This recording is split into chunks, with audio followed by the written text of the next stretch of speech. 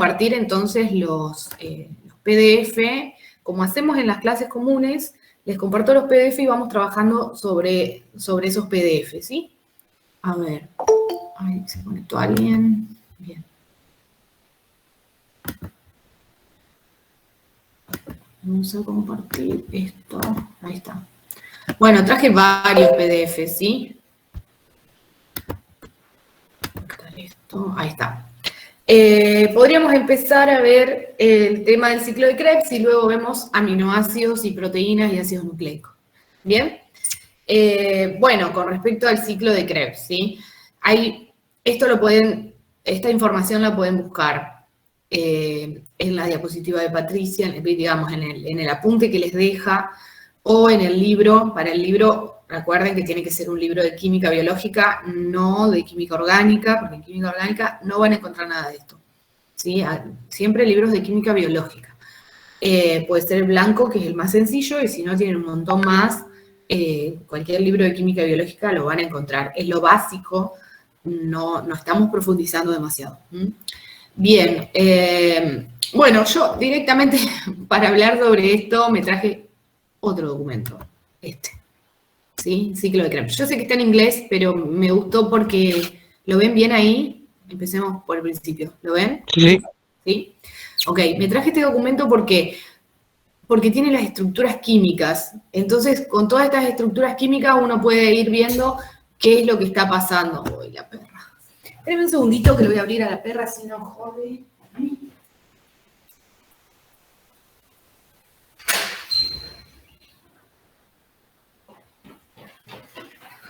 Disculpen, pero la tengo que dejar una puerta abierta si no empiezo a insistir.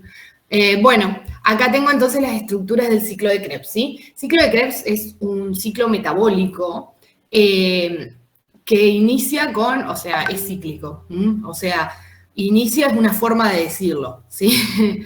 Pero podemos tomar como el inicio de ese ciclo, la alimentación principal de ese ciclo, el acetil-CoA. ¡Ay, qué susto! Estoy dando clase virtual.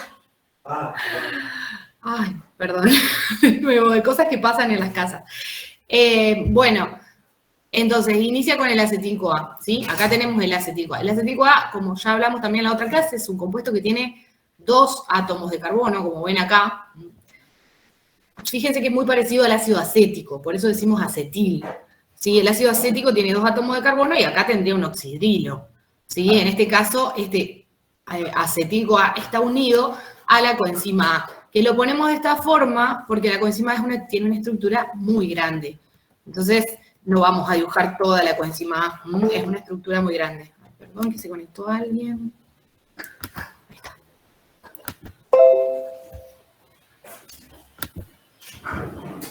Bueno, oh, Dios.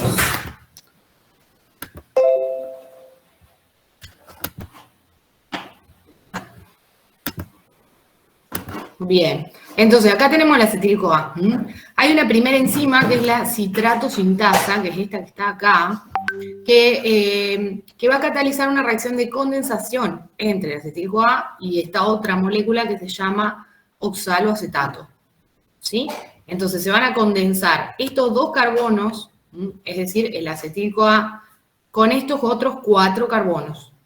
Y se forma el primer compuesto que es el citrato, que es el ácido cítrico, así se llama, y tiene 3 ácidos carboxílicos, uno acá, otro acá y otro acá, ¿lo ven?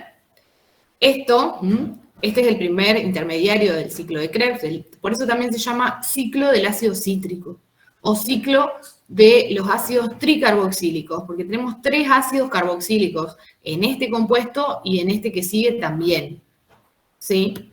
Entonces, la primera reacción es una condensación. La enzima es la citrato sintasa. Después,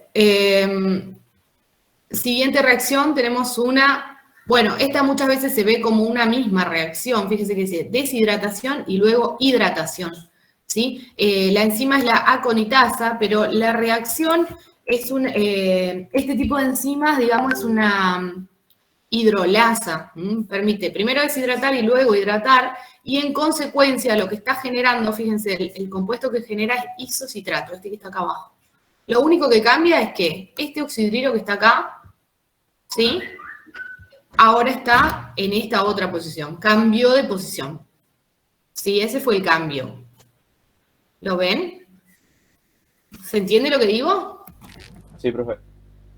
Ok, entonces el cambio fue que el citrato se transformó en isocitrato. Gracias a una deshidratación primero, se elimina agua acá y se forma un doble enlace, como ven acá, y luego se hidrata nuevamente, pero el oxidrio queda en otra posición, ¿sí? Bueno, hasta ahí solo hay cambios en la estructura del compuesto, pero no hay ninguna oxidación aún. La siguiente etapa sí es de oxidación. Fíjense que acá dice descarboxilación oxidativa, de dióxido de carbono. ¿Qué les parece ahí, teniendo en cuenta la estructura del isocitrato, por ejemplo? ¿Saben de dónde sale? Fíjense ahí.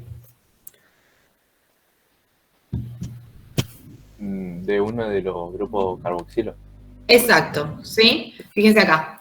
Acá tenemos uno de los carboxilos, acá otro y acá abajo otro, ¿sí? Si lo comparamos con esta otra molécula, esta de acá tiene un carboxilo y otro, pero le falta uno, ¿sí? Ya no tiene 3 carboxilos, ahora tiene 2 carboxilos. Entonces, este que está acá es el que se va. ¿Lo ven? Si comparamos las moléculas, acá no está más. ¿Sí? Entonces, siempre los dióxidos de carbono surgen de la oxidación de un ácido carboxílico. Un ácido carboxílico es el grupo funcional más oxidado, que al liberarse de la molécula se transforma en dióxido de carbono.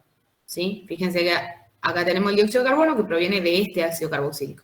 Este proceso además es una oxidación. Se pierde ese dióxido de carbono de la estructura y a su vez este alcohol que está acá, fíjense, ahora en este carbono no está más, sino que aparece un grupo ceto. Entonces ahí hay una oxidación biológica. ¿Sí? Hay una descarboxilación y también una oxidación. ¿Bien? Entonces, si hay una oxidación, va a haber una enzima oxidorreductasa. Dijimos que había 6 tipos de enzimas. Las oxidorreductasas van a catalizar las reacciones redox. ¿Bien? Y generalmente un grupo grande de oxidorreductasas se llaman deshidrogenasas. Por eso acá dice isocitrato deshidrogenasa. Esta es la enzima. Y esa enzima me está catalizando entonces una oxidación. Pero si el compuesto se oxida, ¿cuál es el que se va a reducir? La coenzima NAD. La coenzima NAD, exactamente, ¿sí? Por eso vemos que acá sale una flechita y me dice NAD reducido, ¿sí? Entonces, en esta etapa, en donde hay una descarboxilación, y en este caso en el ciclo de Krebs, eso es bastante abundante, digamos, hay 3 reacciones de reducción de NAD y hay una reacción de reducción del FAD, ¿sí? Bueno, esta es una de las etapas. Acá la que sigue también, fíjense que hay otro NAD que se me está reduciendo en esta etapa. Fíjense que acá, a ver, veamos qué pasa. Este dióxido de carbono que está acá, perdón, este grupo ácido carboxílico que está acá, en esta molécula no está más. ¿Dónde está? Acá. Se perdió como dióxido de carbono. ¿Sí? Estos, de nuevo, son los dióxidos de carbono de la respiración celular, digamos. Tomamos de la respiración, digamos, general, tomamos oxígeno, liberamos dióxido de carbono. ¿De dónde sale el dióxido de carbono? De acá. ¿Bien? Entonces acá hay una segunda descarboxilación oxidativa. La molécula se oxida y también se descarboxila. Y bueno, y la oxidación se da también al unirse a la coenzima A. Fíjense que acá, en este caso, se une a la coenzima A. Nuevamente. Entonces, acá, otra cosa muy importante, que al unirse a la coenzima A, la molécula, el primer punto, digamos, se oxida, se descarboxila y por lo tanto se reduce un NAD, ¿sí? Entonces tenemos 2 etapas seguidas en las que se pierde dióxido de carbono y se generan moléculas de NAD reducido, ¿sí? Esas son importantes, son cuestiones importantes a tener en cuenta en el ciclo. Y que puedan reconocerlas, ¿sí? Por eso les muestro las moléculas, porque si a ustedes les dan en un examen las moléculas así solitas, y borran estos NAD, ¿sí? O estos dióxidos de carbono, ustedes tienen que saber de dónde sale, en qué etapa se pierde dióxido de carbono, en qué etapa se genera el NAD reducido. Para eso, por ejemplo, si no se acuerdan en qué etapa se pierde el dióxido de carbono, cuentan los carbonos, ¿sí? Fíjense, en esta molécula de acá tenemos 1, 2, 3, 4, 5, 6 carbonos en esta. 6 carbonos, ¿sí? Y en esta otra de acá, si ustedes cuentan, hay 1, 2, 3, 4, 5. Entonces, ¿qué pasa? Se perdió uno como dióxido de carbono, ¿sí? Así lo pueden detectar fácilmente, porque esa es una pregunta de examen, por ejemplo, ¿en qué etapa se pierde dióxido de carbono? Y en esas que se pierde dióxido de carbono también se va a generar NAD reducido, ¿sí? Ténganlo en cuenta. Bueno, y otra cosa importante, como les decía, es que al unirse a la coenzima A... Profe, una pregunta. ¿Sí? ¿Cómo diríamos la etapa? ¿Diríamos en la tercera, segunda etapa? ¿O No, cuál es el nombre de esta etapa? No, por ejemplo, mira, en el examen puede aparecer una cosa así. ¿Ven ahí? ¿Sí? Entonces, si ustedes ven una cosa así en el examen, pero no está, este dióxido de carbono no está, ¿sí? No está dibujado. Este NAD no está dibujado. ¿Cómo se dan cuenta? Esta molécula tiene 1, 2, 3, 4, 5, 6 carbonos. Y esta otra tiene 5. Entonces, de acá a acá, ustedes saben que ahí se perdió un dióxido de carbono, ¿sí? Y siempre las descarboxilaciones son oxidativas, o sea que también se va a generar un NAD reducido. ¿Se entiende lo que digo? ¿Cómo darse cuenta? Sí, sí. ¿Sí? No sé quién habló, porque no puedo ver. Yo. No, sí. Rodrigo. Pasa que usted había dicho que nos podían preguntar en qué etapa, por eso preguntaba si tenía un orden especial esa etapa o era solo identificarlo. Sí, digamos, ¿en qué etapa es de isocitrato a alfa-cetoglutarato? Y de alfa-cetoglutarato a succinilco A. Son estas acá, pero generalmente, como te digo, generalmente, no siempre, no sé cómo va a ser el examen, pero realmente están esto en el examen, estas moléculas así. Ahora, lo que no aparece es esto que está acá, el NAD y el dióxido de carbono, ¿sí? En general es así. Por eso decía, reconózcanlo viendo qué molécula tiene más carbonos que la otra, o sea, van analizando. En esta acá, en el succinilco A, ya me quedan 4 carbonos, ¿sí? Enlazado a la coenzima A. Bien. Entonces, este succinilco A, a ver, vamos a volver al otro documento. Es esta estructura que yo tengo acá. ¿Sí? Succinilco A. Fíjense que este succinilco A, al tener un enlace con la coenzima A, ese es un enlace de alta energía. ¿Sí? ¿Qué quiere decir que es un enlace de alta energía? Que al hidrolizarlo, libera bastante energía. ¿Sí? Libera mucha energía. Entonces, fíjense que en la siguiente etapa ya no está más la coenzima A, es decir, se hidroliza ese enlace. Ya tengo ahí succinato. Entonces, desde succinilco a succinato, ¿qué pasó? ¿Qué pasa ahí? De succinilco a succinato. Lo que pasa es que se rompe ese enlace de alta energía que se formó en el paso anterior. Entonces, como se rompe ese enlace de alta energía, es capaz de sintetizarse una molécula de ATP a partir de ADP. ¿Sí? ¿Cómo se llama eso? ¿Se acuerdan? Cuando se sintetiza una molécula de ATP a partir de ADP y fosfato. ¿Era lo de fosforilación a nivel sustrato? Exacto, sí. Esta es una etapa de fosforilación a nivel de sustrato. ¿Sí? Como veíamos en la glucólisis, que había 2 etapas de fosforilación a nivel de sustrato, ahora vemos que acá también hay una etapa de fosforilación a nivel de sustrato, y es desde succinilco A hasta succinato. ¿Sí? Tiene que estar la coenzima A porque este es el enlace de alta energía que permite luego, al hidrolizar, se libera la energía necesaria para que a partir de ADP se genere ATP. ¿Bien? ¿Estamos de acuerdo? Digo porque esta es otra de las preguntas que pueden aparecer en un examen. ¿En qué etapa del ciclo de Krebs se genera una fosforilación a nivel de sustrato? Bueno, de succinilco A succinato. ¿Sí? Y si le dan las estructuras, ustedes se fijan cuál tiene la coenzima A. Si le dan los nombres, se fijan que diga coenzima A. Y que después no esté más. ¿Sí? Bien. Bueno, en la última etapa del ciclo, en este último pedacito que nos queda, desde succinato, ahora digamos lo que va a ocurrir es que se va a regenerar la molécula inicial que es el oxaloacetato. Entonces, el succinato se va a transformar en fumarato. Como ven acá lo que ocurre es, de nuevo, una oxidación biológica. Una oxidación que, la oxidación vieron que lo podíamos ver como el aumento de los enlaces con oxígeno, por ejemplo, ¿sí? O también podía ser la disminución de hidrógenos, disminución de enlaces de hidrógeno. Es lo que pasa en este caso. Fíjense acá, tenemos en el carbono 2 y en el 3 tenemos CH2, CH2, ¿sí? Y acá tenemos CH, CH. Se formó un doble enlace, ¿ven? Es una oxidación, ¿sí? Y es una oxidación en donde no se utiliza NAD. La enzima requiere la coenzima FAD. Acá lo vemos. Entonces se genera un FAD reducido, ¿sí? ¿Vamos bien?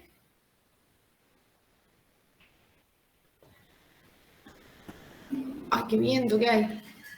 Bueno, después de esta oxidación, formación de fumarato, lo que ocurre es una hidratación. Y lo que ocurre entonces es que se hidrata el doble enlace. Fíjense que se agrega una molécula de agua, es decir, un oxidrilo en uno de los carbonos y un hidrógeno en el otro, ¿sí? Entonces me queda este compuesto que tiene un oxidrilo ahora, el malato. Y posteriormente ese malato, ¿qué le pasa? Miren. ¿Qué pasó ahí? Perdió un hidrógeno el alcohol. Claro, ¿sí? ¿Y qué se formó ahí? Mirá. ¿Una acetona? Una acetona. Es una oxidación, ¿sí? Perdió hidrógenos y aumentó el número de enlaces con oxígeno. Es una oxidación. Entonces, en esa oxidación se reduce otro NAD, que sería el tercero. Vimos que había dos que se reducían cuando se descarboxila la molécula. Descarboxilación 1, descarboxilación 2. Y el tercero es acá, cuando pasa de malato a oxaloacetato. Fíjense que aumenta el número de enlaces con oxígeno, y ahí se genera este doble enlace, este grupo cetona. Es una oxidación, por lo tanto los electrones que se pierden en esa oxidación van a parar al NAD que se reduce. ¿Bien? Entonces, en definitiva, bueno, y este es el oxaloacetato, que es el último compuesto del ciclo, o podría también tomarse como el primero, ¿sí? A partir de este compuesto, junto con acetil-CoA, volvemos a formar el citrato, ¿sí? Y se reinicia todo el ciclo, ¿bien? Y puede venir otro acetil-CoA y volver a dar una vueltita en el ciclo, ¿sí? En definitiva, en este ciclo lo que se está produciendo es la pérdida de dos átomos de carbono en forma de dióxido de carbono, como vemos acá, esto como un resumen. Dióxido de carbono, dióxido de carbono. Se pierden moléculas de átomos de carbono como dióxido de carbono.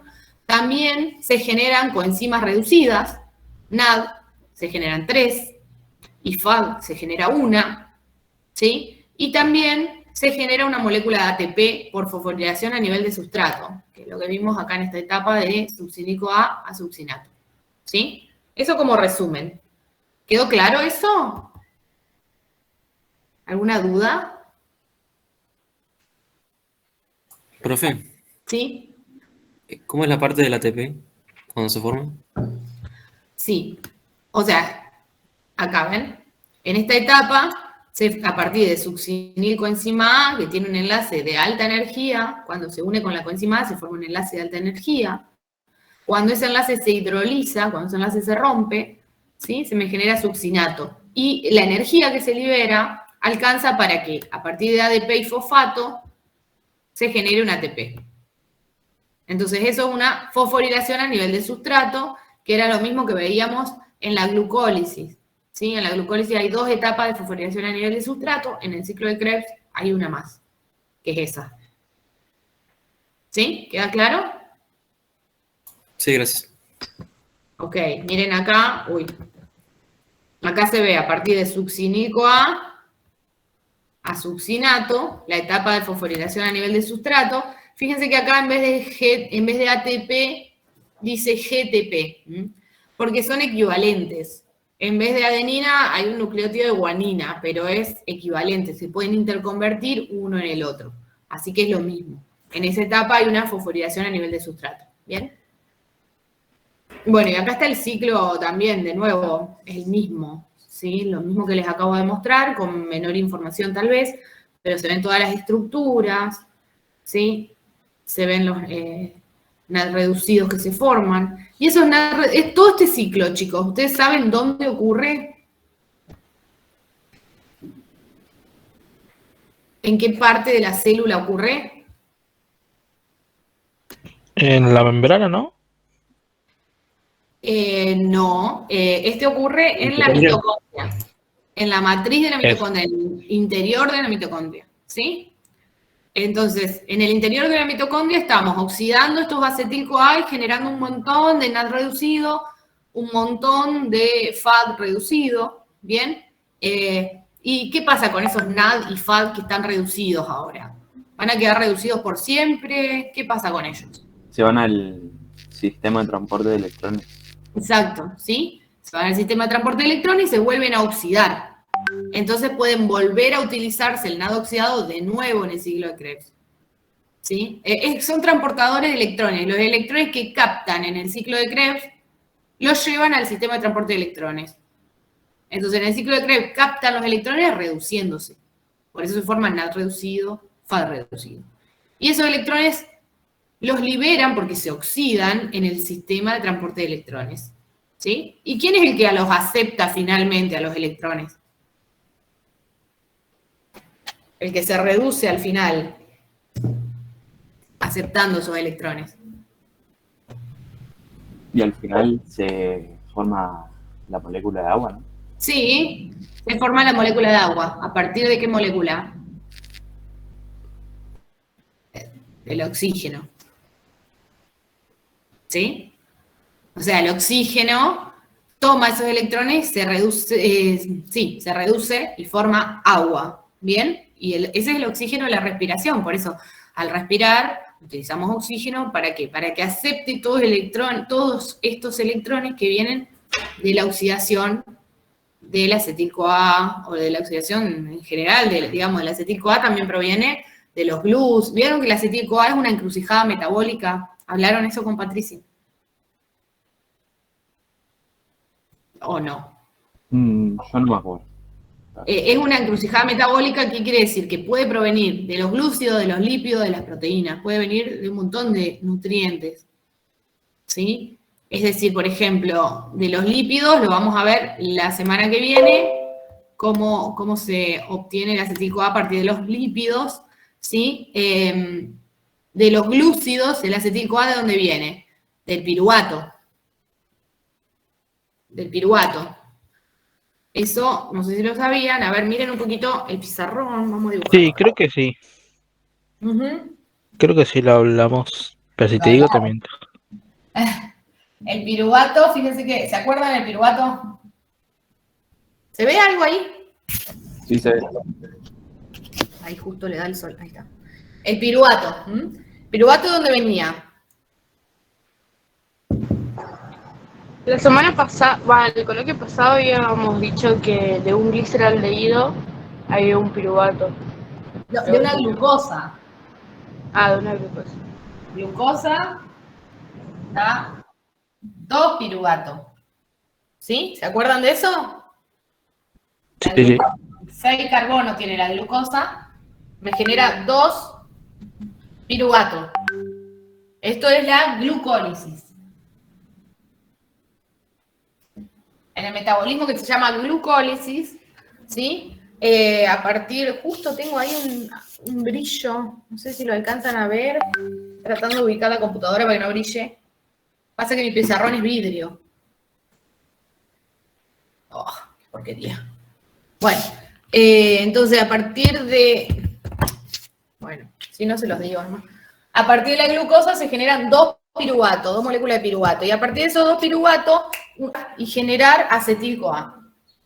Entonces, ¿se pierde qué cosa? Esto se pierde. el dióxido de carbono de arriba, y este pedacito acá es el acetil-CoA. Se enlaza con la coenzima A, ¿sí? Entonces, esa reacción se llama descarboxilación del piruvato. Y ahí también en esa reacción se genera NAD reducido, eso búsquenlo. O sea, a ver, vamos a anotarlo acá. En la mitocondria. Profe, entonces también sería como una descarboxilación oxidativa, así le podemos decir. Sí, es una descarboxilación oxidativa, lo pueden buscar así. Eso tiene que estar en el apuntecito de glucólisis. A ver, lo voy a buscar. No me quiero ir mucho de tema porque me falta ver bastante. Glucólisis acá. Al final de la glucólisis, digamos, el piruvato, dijimos que puede seguir dos caminos. Uno de los caminos, el camino aerobio. En el camino aerobio, el piruvato ingresa, a ver acá, este es el anaerobio. El anaerobio, ¿se acuerdan que lo vimos? Acá está. En condiciones aerobias, el piruvato, acá está. ¿Me están viendo la pantalla? Sí, profe. Fíjense acá, tenemos el piruvato, en condiciones aerobias, acá ya está dentro de la mitocondria, ¿sí? Se va a descarboxilar y formar acetil-CoA. Y este acetil-CoA es el que va a ingresar al ciclo de Krebs. Esas cadenas de electrones, al momento de terminar, lo termina aceptando el oxígeno, ¿no? Claro, sí. Y eso lo que hace después igualmente se vuelve con el agua, o es que lo que permite que acepte el oxígeno, los electrones para volverse a oxidar. El oxígeno acepta los electrones y se reduce. Aceptar electrones significa reducirse. Claro. ¿Sí? Una reacción de reducción es una molécula más electrones, la molécula reducida. Bueno, con el oxígeno lo mismo. Al aceptar los electrones se reduce y se transforma en agua. Ese oxígeno ya se transformó en agua. O sea, si hay más electrones, tiene que haber otro oxígeno. Claro. ¿Sí? Claro, se reduce, se vuelve agua y Claro. se puede oxidar todo. Exacto. Acá tenemos un cuadro general de Gracias. balance energético. No sé si lo están viendo. Creo que sí. Sí, sí. Fíjense que a partir de glucosa, tenemos glucosa 6-fosfato, gliceraldehído, todo esto hasta piruvato. Hasta ahí, ¿cómo se llama? Hasta ahí es glucólisis. ¿Sí? ¿Se acuerdan? Desde glucosa hasta piruvato, ese metabolismo se llama glucólisis. El piruvato, todo esto ocurre en el citoplasma de la célula, hasta piruvato.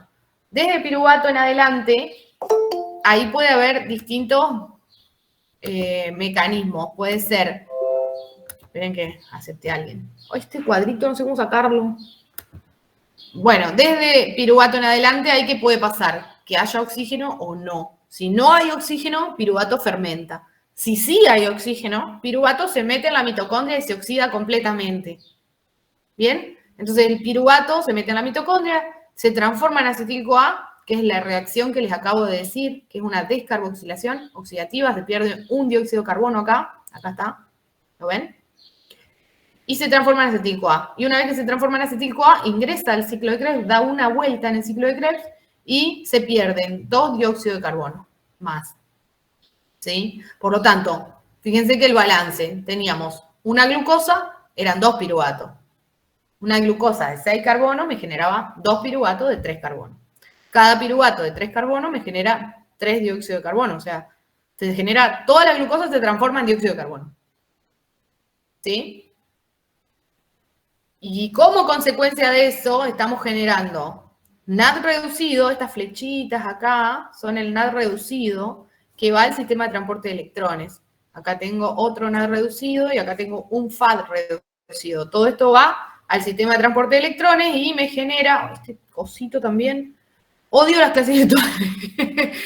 Perdón. Ay, me vuelve loca todo lo que pasa en la computadora. A ver si esto, ahí está. Siempre aparece algo. Bueno, en el sistema de transporte de electrones justamente vimos que ocurría, ¿vieron? ¿Se acuerdan el sistemita este de ATP sintasa y todo eso? Genera ATP.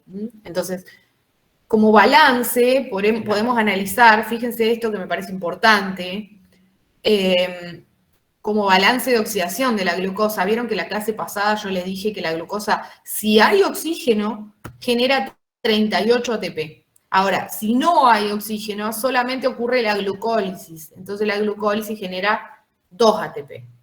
¿Sí? ¿De dónde vienen estos 38 ATP? Ahora lo podemos repasar porque ahora ya sabemos todo lo que está ocurriendo. ¿Sí? Primero tenemos, la primera fase de la glucólisis gasta 2 ATP. O sea, se rompen 2 enlaces fosfato. ¿Sí? Pero en la segunda fase de la glucólisis, ¿sí? Ahí se me generan, hay 2 reacciones que cada una de ellas genera ATP. ¿Sí? Cada gliceraldehído 3-fosfato me genera 2 ATP. Por lo tanto, tengo 4 ATP. 2 más 2. ¿Y de dónde salen estos 6 que están acá? ¿Se acuerdan de lo que estoy hablando o no? Si Sí, no se profe. acuerdan, ¿sí? Si no, no pasa nada, lo volvemos a repasar. Sí, pero me No, lo que interesa. no sé es de Bien. los 6 esos. ¿Cómo? Que esos últimos 6 no sabría de dónde. Bueno, esos últimos 6 vienen, miren esto. Vamos a hacer esto. Esperen un poquito. A ver si... todo esto es ciclo de Krebs. No va a estar. Acá teníamos un gliceraldehído 3-fosfato, a 1,3-bifosfoglicerato había una oxidación y generaba NAD. ¿Sí? Y ese NAD reducido, el que me produce, se me generan 2 NAD reducidos. Por lo tanto, 6 ATP. Cada NAD reducido en el sistema de transporte de electrones me da 3 ATP. Por ahí, de eso vienen esos 6.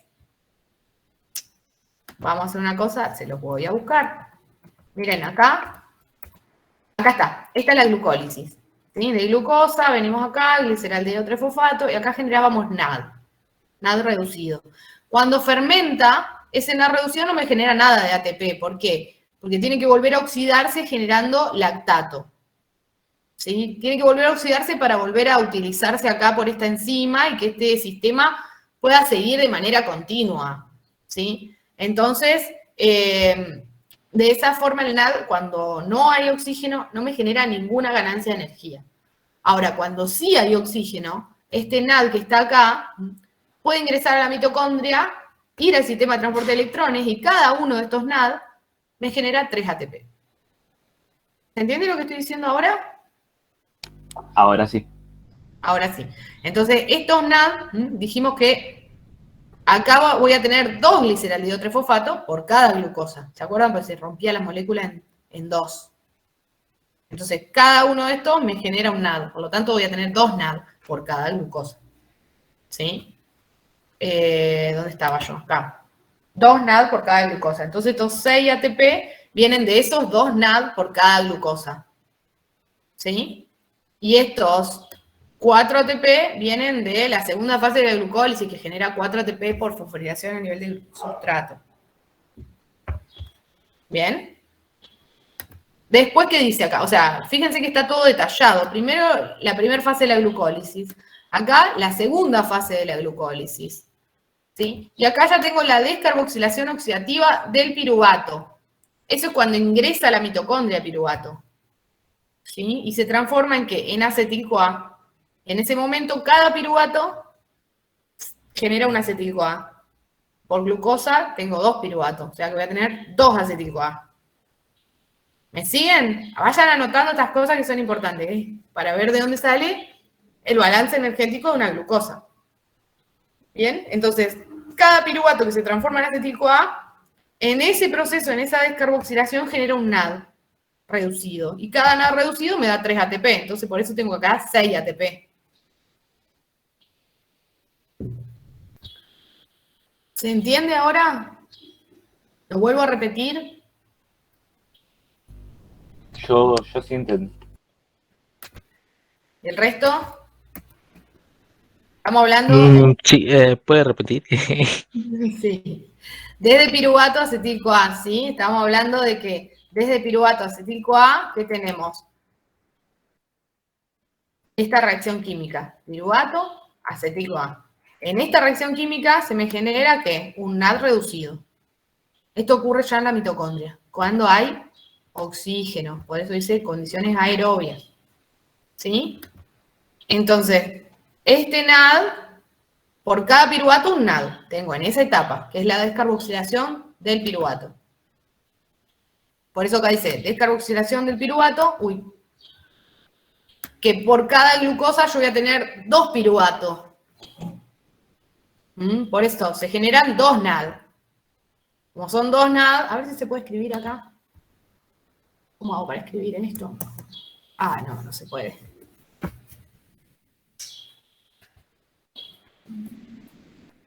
Me gustaría poder escribir. Profe, los 2 NAD son reducidos, ¿no?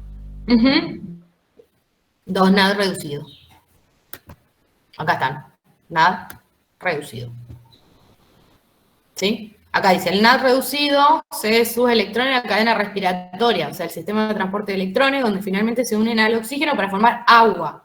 O sea, cada uno de estos NAD, acá dice, genera 3 ATP.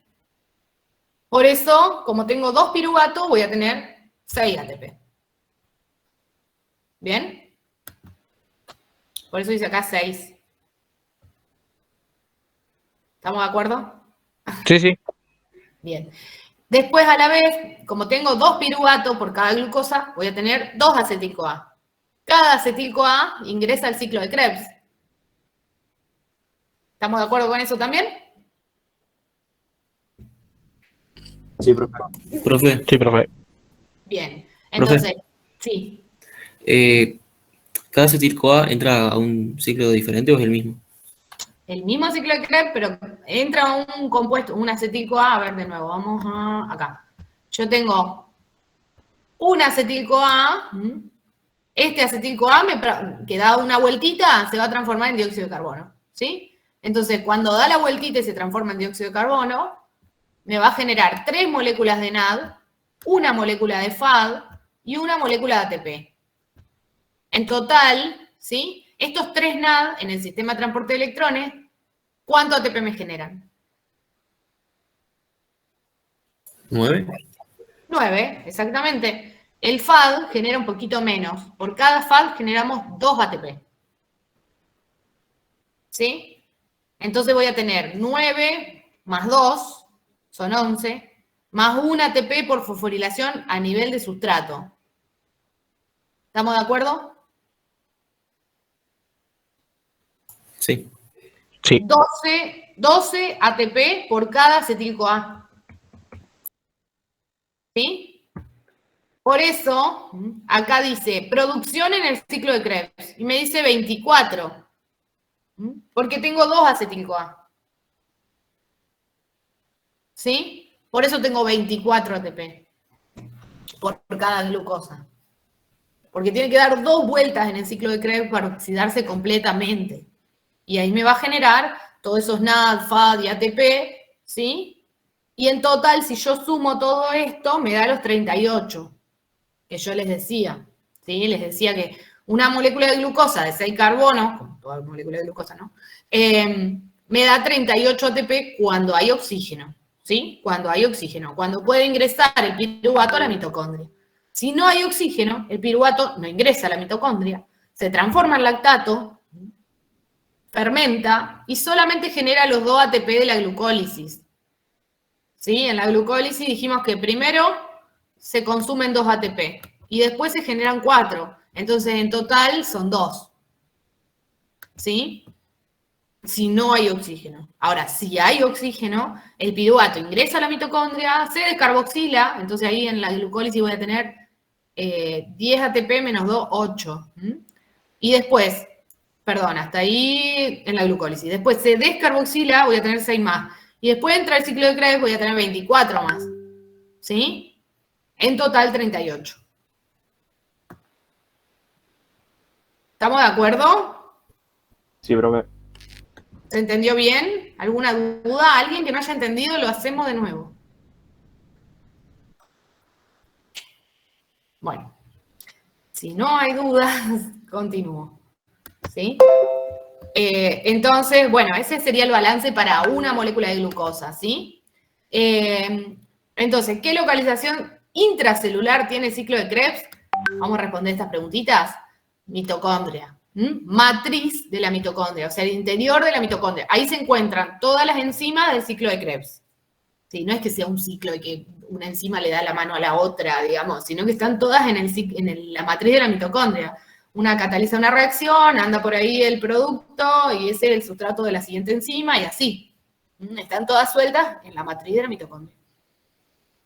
¿Qué reacciones del ciclo del ácido cítrico o ciclo de Krebs corresponden a la secuencia lineal siguiente? Bueno, esta es interesante porque estas reacciones que están acá, que dice compuesto saturado, compuesto insaturado, alcohol, cetona, esto ocurre exactamente igual, o sea, muy parecido en la beta oxidación, que es la oxidación de los lípidos, que vamos a ver la semana que viene.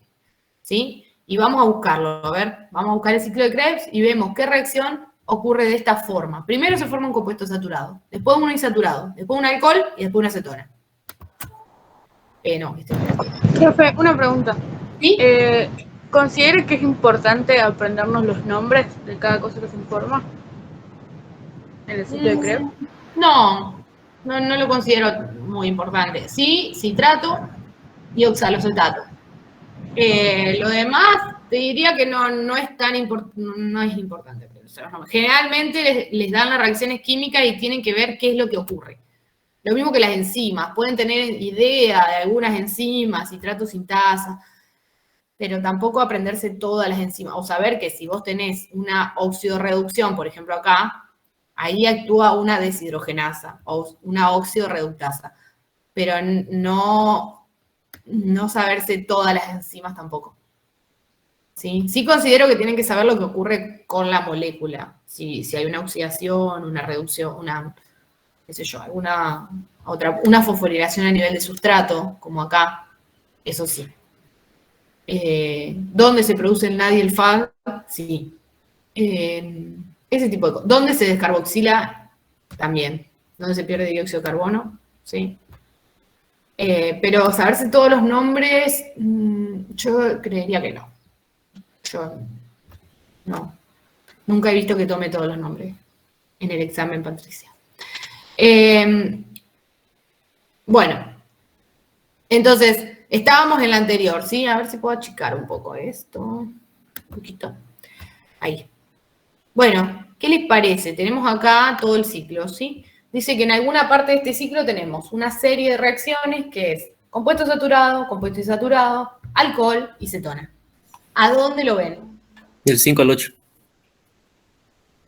Bien, ¿sí? Acá tenemos, fíjense, este compuesto saturado. Saturado porque ven que tiene todos enlaces simples. Acá tenemos el compuesto insaturado, vemos que tiene un enlace doble. Acá tenemos el alcohol y acá la cetona. ¿Sí? Entonces, saturado, insaturado, alcohol, cetona. Esto sí tienen que saberlo. Saber esa serie de reacciones. ¿Por qué les digo? Porque ocurre muy parecido en la beta oxidación, que vamos a ver la semana que viene. Y además porque hay veces que en algunos ejercicios se les puede... Yo he visto uno, por ejemplo, que aparecen mezcladas estos reactivos y les pregunta si hay algún error. Y sí, digamos, tiene que ser saturado, insaturado, alcohol, cetona. Esa serie. No es que se aprendan de memoria todo el compuesto. Sepan reconocer que hay uno saturado, después uno insaturado, después un alcohol y después una cetona. ¿Cómo ocurre eso? De acá a acá hay una oxidación. Una oxidación con FAD genera un doble enlace. Después hay una hidratación, el doble enlace se hidrata, se le agrega agua, entonces aparece un alcohol. Y después el alcohol se oxida con NAD, utilizando NAD, y aparece un doble enlace con el oxígeno, una cetona, una oxidación, ¿sí? Entonces, esta secuencia sí la considero más importante que saberse los nombres de toda la vueltita. ¿Bien? ¿Se entendió eso? ¿Estamos de acuerdo? Sí, profe. Se entendió eso. Ok. Bueno, fíjense acá, entonces el 19 es compuesto saturado, insaturado, alcohol, cetona. Esta guía de coloquio que estoy viendo es la que hicimos la otra vez que vimos glucólisis, ¿sí? Acá en el medio está ciclo de Krebs, y eso es lo que estamos haciendo. Bueno, después, todas estas preguntitas ya las hemos visto, pero son las que hablan del ciclo de Krebs en sí. Dice, identifique con un recuadro sobre la molécula de citrato los carbonos provenientes del acetil-CoA. Bueno, eso, digamos, el acetil-CoA son estos que están acá, ¿sí? Que eso lo pueden ver en esta, que yo se las voy a subir al campus a esta, si ustedes la quieren. Fíjense, los carbonos provenientes de acetil-CoA son estos que están marcados rosadito, ahí, y que dan toda la vueltita. Fíjense cómo esos no son los que se descarboxilan, ¿sí? Fíjense que acá no es el que se pierde como dióxido de carbono, porque estos carbonos se van renovando, ¿sí? Se van renovando. Bien, voy a borrar esto. Pero bueno, en fin. Después, ¿qué otro ejercicio decía? El punto 2, el B, dice, identifique las reacciones catalizadas por deshidrogenasas.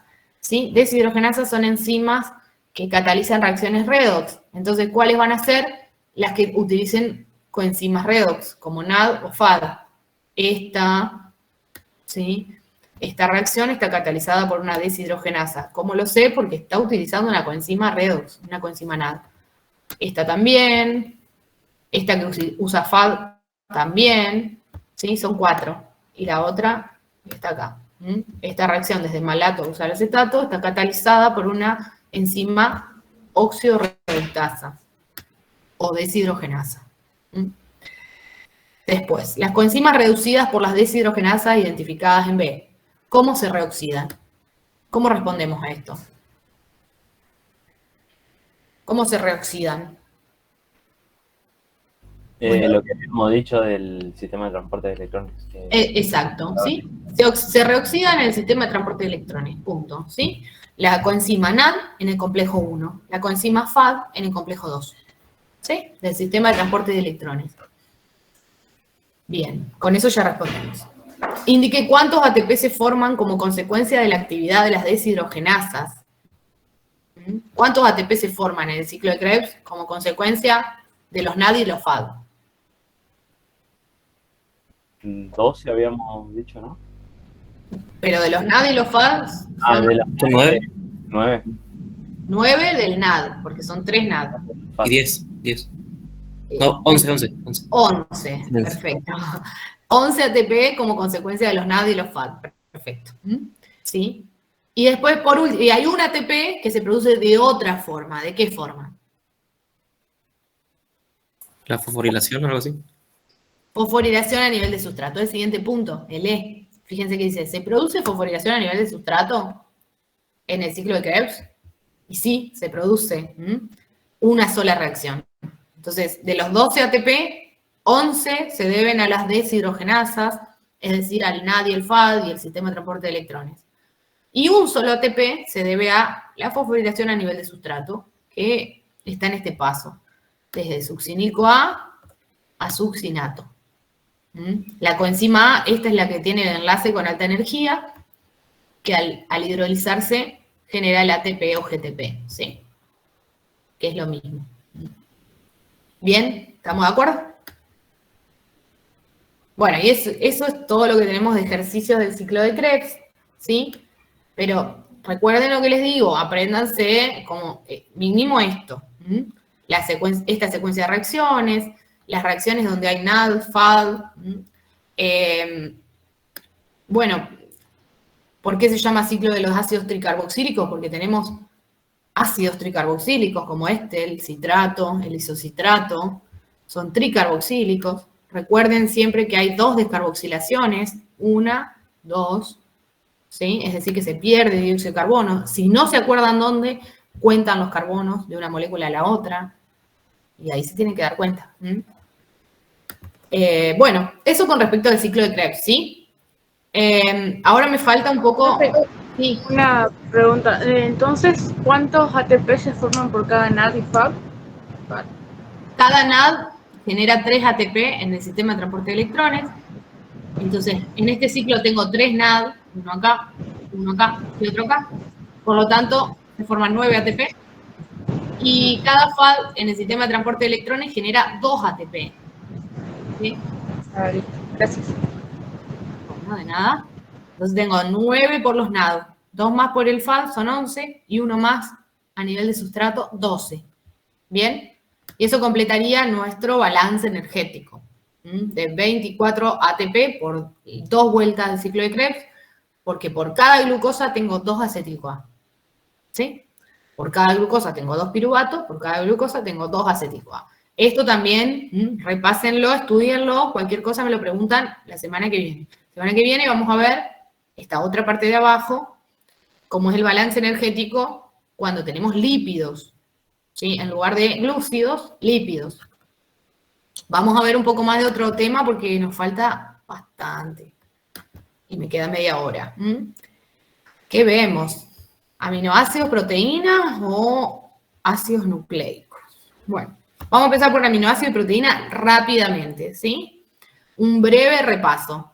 Los aminoácidos y las proteínas, ¿sí? A ver, en las células tenemos un pool de aminoácidos, como dice acá, pool de aminoácidos, que ¿de dónde salen esos aminoácidos?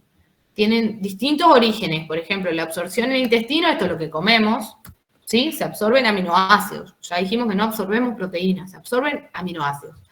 También pueden provenir de degradación de proteínas propias de nuestro organismo. Las proteínas no es que las sintetizamos y quedan ahí para siempre, cumplen un tiempo de vida y luego se degradan. Y también puede venir, algunos aminoácidos se pueden sintetizar, no todos, algunos. ¿Cuáles son los que se pueden sintetizar? ¿Esenciales o no esenciales? Los no esenciales. Los no esenciales, porque dijimos que los esenciales son los que no podemos sintetizar. ¿Bien? Los no esenciales los podemos sintetizar. Por lo tanto, también de ahí pueden provenir, de la síntesis propia, endógena, en nuestro organismo. Entonces, con este pool de aminoácidos, ¿qué puede pasar en nuestro organismo? ¿Para qué se utilizan? Se utilizan para síntesis de proteínas nuevas, síntesis de proteínas, síntesis de otros compuestos nitrogenados, como hormonas, enzimas, coenzimas, glutatión, un montón de cosas que se pueden utilizar, bases nitrogenadas, para la síntesis de ácidos nucleicos, y también para producción de energía, si es que se necesita. Pero para la producción de energía nos va a servir el carbono, como vimos en el ciclo de Krebs. Los carbonos se oxidan, ¿sí? Entonces ahí, ¿qué va a ocurrir? El amoníaco, el nitrógeno, se tiene que eliminar. El nitrógeno, me refiero al grupo amino. Estamos hablando de un aminoácido. El grupo amino se tiene que eliminar.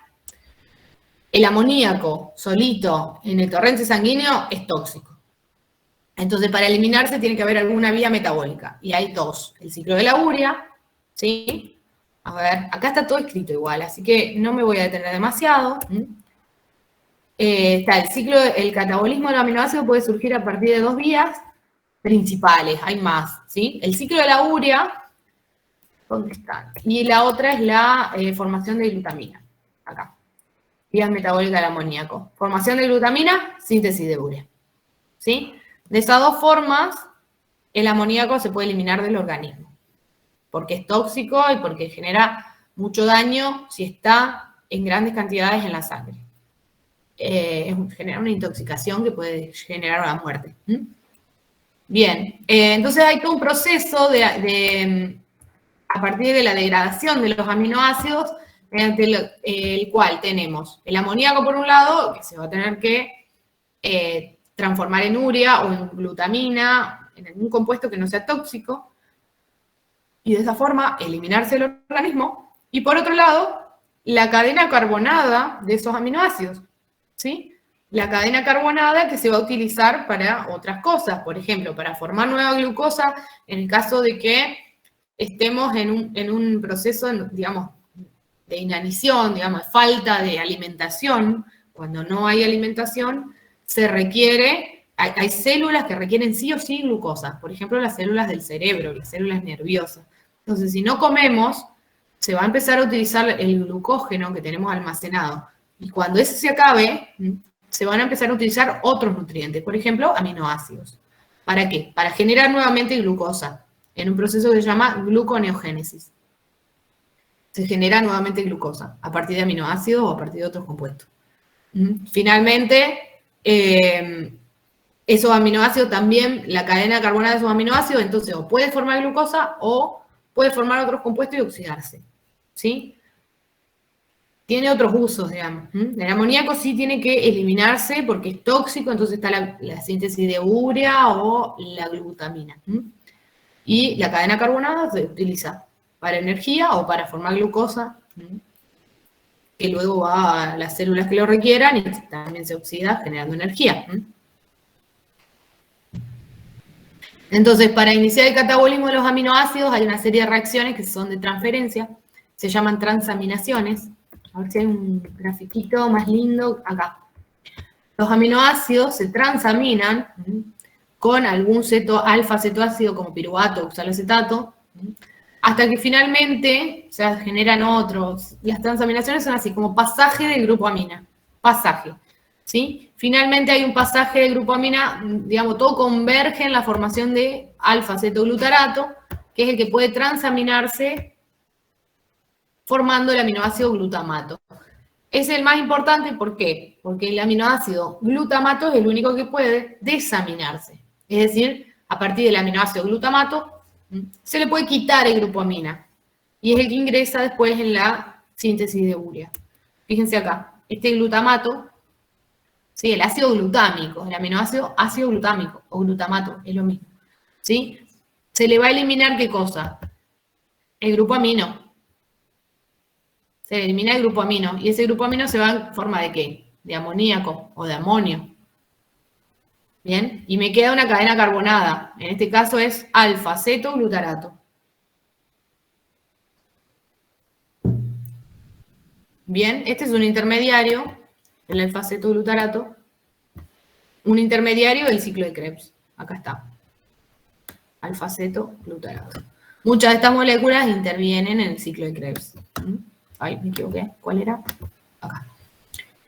Entonces, bueno, eso es más o menos el catabolismo de los aminoácidos. Se van a transaminar, que las transaminaciones, como le digo, son reacciones de transferencia. Por ejemplo, acá hay un ejemplo. Un ejemplo. Acá tenemos el aminoácido alanina. Y el alfa-cetoácido, que es el alfa-cetoglutarato en este caso. Puede haber otro aminoácido con otro alfa-cetoácido. Pero acá lo importante es que se cambian, hay unas enzimas que son transferasas y transfieren el grupo amino, donde está el grupo ceto. ¿Sí? Hay una transferencia de esos grupos. Por lo tanto, a este compuesto de 3 carbonos que tiene un grupo amino, ahora no tiene más el grupo amino, ahora tiene un grupo ceto. Les digo por qué, porque si les preguntan, ¿qué productos da la transaminación de esto con esto? Y ustedes tienen que escribir los productos. ¿Sí? ¿Qué hacen? Escriben exactamente lo mismo, pero donde está el grupo amino, ahora pongan un grupo ceto. Y donde está el grupo ceto, ponen un grupo amino. ¿Me explico? Sí. Esas son reacciones de transaminación. ¿Sí? Y ocurren con la mayoría de los aminoácidos. ¿Sí? Pero con diferentes alfa-cetoácidos. Alfa-cetoácidos son ácidos que tienen en el carbono alfa, que es el carbono al lado, del grupo ácido, tiene un grupo ceto. Por eso se llaman alfa-ceto. Alfa-ceto, ácido. ¿Sí? El piruvato también es un alfa-ceto ácido. Tiene un ceto en el carbono al lado del ácido. Y bueno, estas reacciones de transaminación, como les digo, finalmente convergen, confluyen, dan todas glutamato. ¿Sí? Y ese glutamato es el que se puede desaminar. ¿Sí? Es el que se desamina por medio de esta reacción, en donde el amino este es eliminado en forma de amoníaco. Y este amoníaco es el que puede entrar en el ciclo de la urea o en otro ciclo metabólico de eliminación del amoníaco. ¿Sí? Como la formación de glutamina o síntesis de la urea. Uno de los dos. No tienen que saberse todo el ciclo de la urea, chicos, tampoco. Fíjense, analícenlo más o menos, pero no es necesario que sepan todo lo que ocurre. Sí tienen que saber que el amoníaco es tóxico, que la cadena carbonada se puede utilizar para formar energía, para formar glucosa, cuerpo cetónico, lo que sea, y dar energía a algunas células, y que el amoníaco se tiene que eliminar porque es tóxico. Estos dos son dos aminoácidos, glutamato y glutamina. ¿Sí? ¿Qué diferencia hay entre ellos? Este grupo funcional, del grupo R. Fíjense, acá tengo el carbono alfa, el grupo ácido, el grupo amino, y este grupo R. Acá tengo un aminoácido ácido, el ácido glutámico. Y acá tengo la glutamina. ¿Qué es lo que ocurre? se le une este amoníaco formando una amida acá. ¿Sí? Acá tenía un ácido, se le une el amoníaco, forma una amida. De esa forma puede transportar el amoníaco hasta, por ejemplo, los riñones, los túbulos renales, y ahí esta reacción ocurre a la inversa, y liberar el amoníaco y eliminarlo en la orina. ¿Sí? Esta es una de las formas de eliminación del amoníaco. La otra forma es el ciclo de la urea, que tiene un montón de reacciones, como ven acá. Acá están una por una las reacciones, hasta que finalmente se libera, se libera la urea, que es este compuesto, que es muy nitrogenado, y ahí es donde eliminamos, así es como eliminamos gran parte del amoníaco, que proviene de los aminoácidos de nuestro organismo. ¿Ok? Yo traje otro coloquio para que veamos esto, pero es todo lo que acabamos de decir. Fíjense, acá yo le fui comentando y se explique de dónde provienen los aminoácidos, del pool de aminoácidos de un organismo y para qué se utilizan. Y bueno, es ese esquemita que vimos al inicio, que está en las diapositivas, ¿sí? Vienen de tal y tal lado, por ejemplo, de la alimentación o de la síntesis endógena o de la degradación de proteínas. ¿Para qué se utiliza? Para generar nuevas proteínas, ¿sí? Para generar compuestos nitrogenados que no son proteínas, o para oxidarse, degradarse. Para eso se utiliza la cadena carbonada para degradarse y el nitrógeno tiene que ser eliminado. Después dice, ¿qué productos se obtienen de estas reacciones de transaminación? Fíjense, acá tenemos una reacción de transaminación. Me dice que es alanina y alfa-cetoglutarato. No necesito saber mucho. Acá lo que tengo que hacer es dibujar estos mismos compuestos, pero acá donde está el amoníaco, en este carbono, ¿sí? Pongo un grupo ceto ahora. Y acá donde tengo el ceto, ¿sí? Ahí pongo un grupo amino. Por supuesto, tengan en cuenta que el carbono tenga 4 enlaces, que tenga el grupo amino, que tenga un hidrógeno más, lo dibujan bien, ¿sí? Pero lo que ocurre es una transferencia de grupo. Donde está el amino aparece un ceto, donde está el ceto aparece el amino. ¿Sí? Bien. Profe, ¿Sí? por ejemplo, ahí cuando cambias el grupo amino al otro carbono, Sí. ¿no te quedaría con 3 enlaces? ¿O tiene que poner un hidrógeno más? No, tenés que completarlo bien. O sea, este grupo amino lo pones en este carbono acá, este grupo ceto se va. Este carbono queda con el amino y con un hidrógeno más. Genera los 4 enlaces. Como acá. Todo esto se transfiere, digamos. Así, tal cual, lo pones donde está el ceto, y el ceto que está acá, lo pones así tal cual, acá en esta zona. ¿Se entiende lo que estoy diciendo? Sí, sí. De hecho, te queda piruvato. Piruvato más un aminoácido, creo que el glutámico.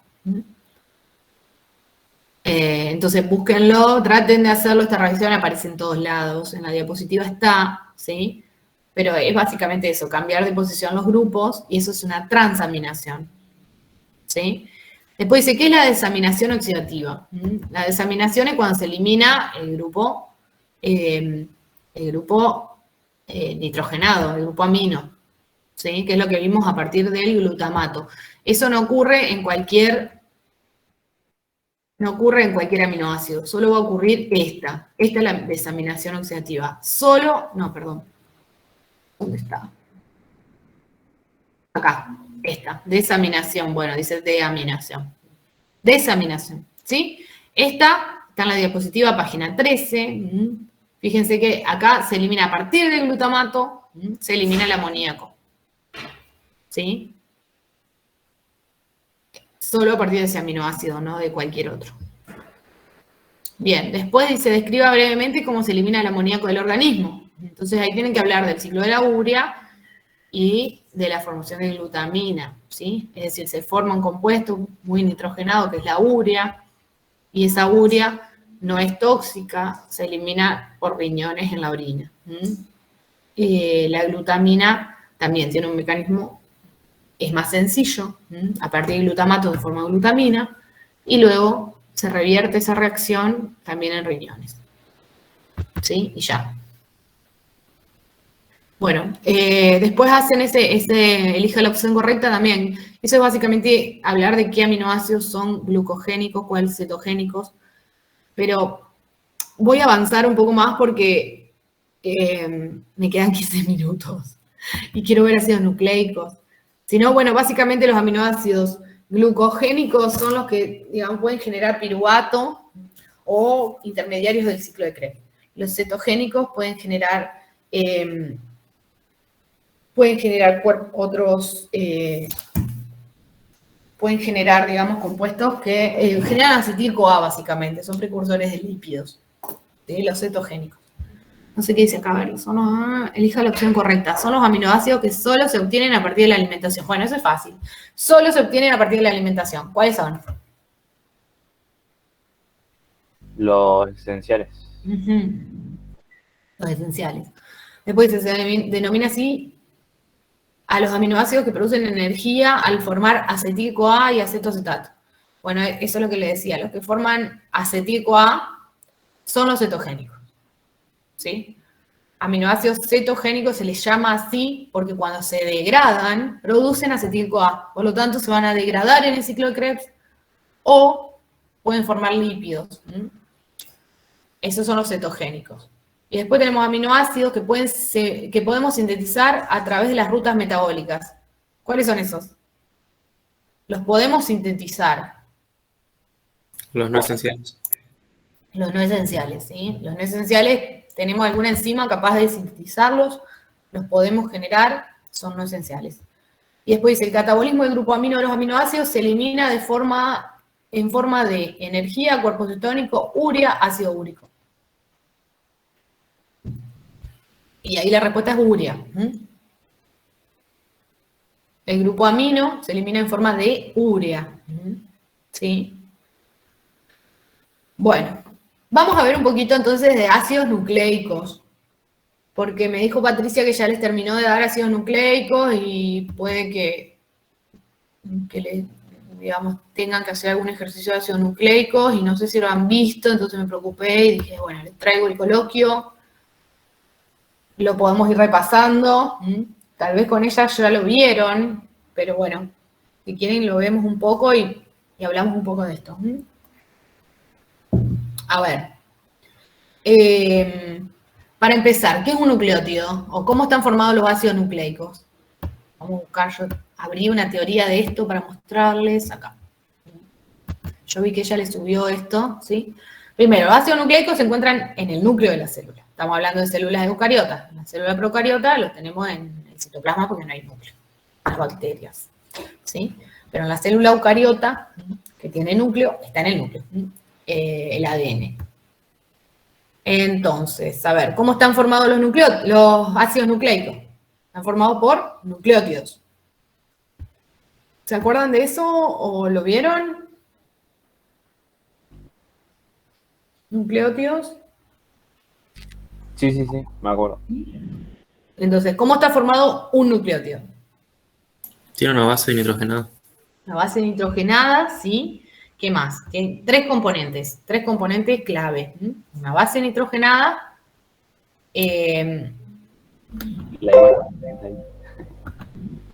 un azúcar, acá está, ¿sí? Que es la ribosa o desoxirribosa, depende si es ADN o ARN, ¿sí? ADN es desoxirribosa, por eso la D. ARN es ribosa, la R es de ribosa.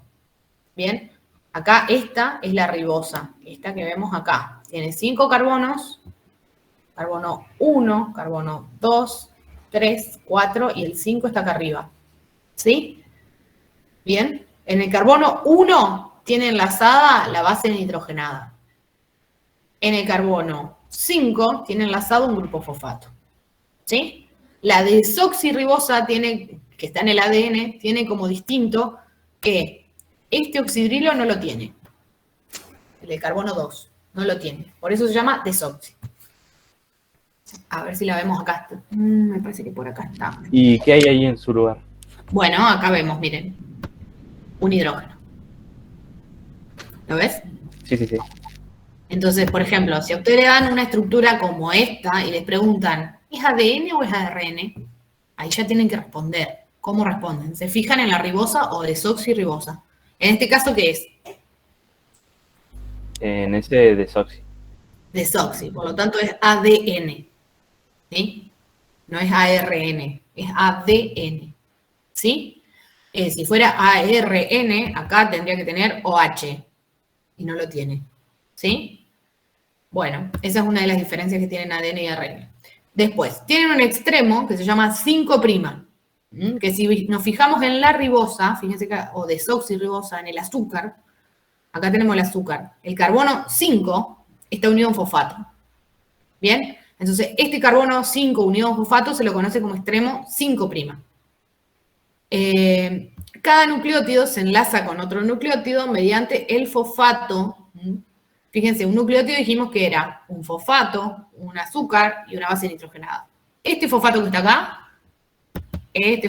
acá, se va a enlazar con el oxidrilo de carbono 3 de otro nucleótido. ¿Me siguen?